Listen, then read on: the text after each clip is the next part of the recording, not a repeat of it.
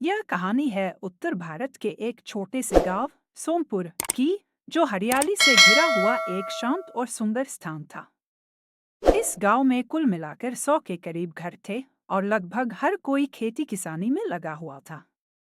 गांव के बीचों बीच एक पुराना पीपल का पेड़ था, जिसके नीचे पंचायत की बैठकें होती थीं और बच्चे खेला करते थे। गांव के लोग मेहनती थे और आपस में बहुत मेलजोल रखते थे। कोई दुख सुख होता तो पूरा गांव साथ खड़ा हो जाता। त्योहारों के समय तो मानो गांव में नई जान आ जाती थी। होली में रंगों की बहार, दिवाली में दीपों की कतारें और बैसाखी के समय खेतों में लहराते गेहूं के बाल। सोमपुर की पहचान उसके एक बुजुर्ग किसान बाबा हरिदास से भी थी, जो न केवल खेती के जानकार थे, बल्कि गांव के बच्चों को नैतिकता और जीवन के मूल्य भी सिखाते थे। उनका कहना था, धरती माँ की सेवा सबसे बड़ा धर्म है।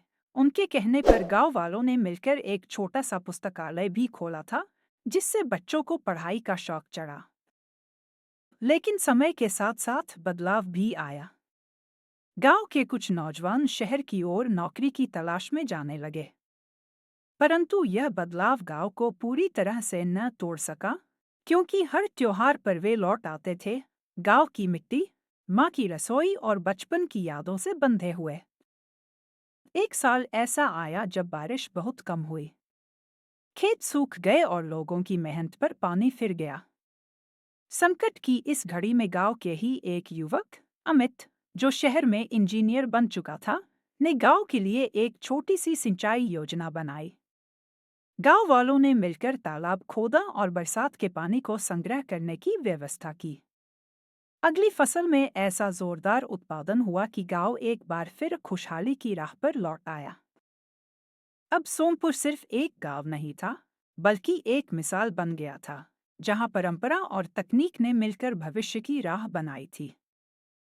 आज भी जब कोई सोमपुर आता है, तो उसे वहां की सादगी, अपनापन और एकजुटता की भावना महसूस होती है। यह गांव हमें सिखाता है कि बदलाव जरूरी है, लेकिन अपनी जड़ों से जुड़कर ही हम सच्ची प्रगति कर सकते हैं। समाप्त। अगर तुम चाहो तो मैं इसे और भी विस्तार से या किसी खास दृष्टिकोण से, जैसे एक बच्चे, किसान या महिला की नज़र से, दोबारा लिख सकता हूँ।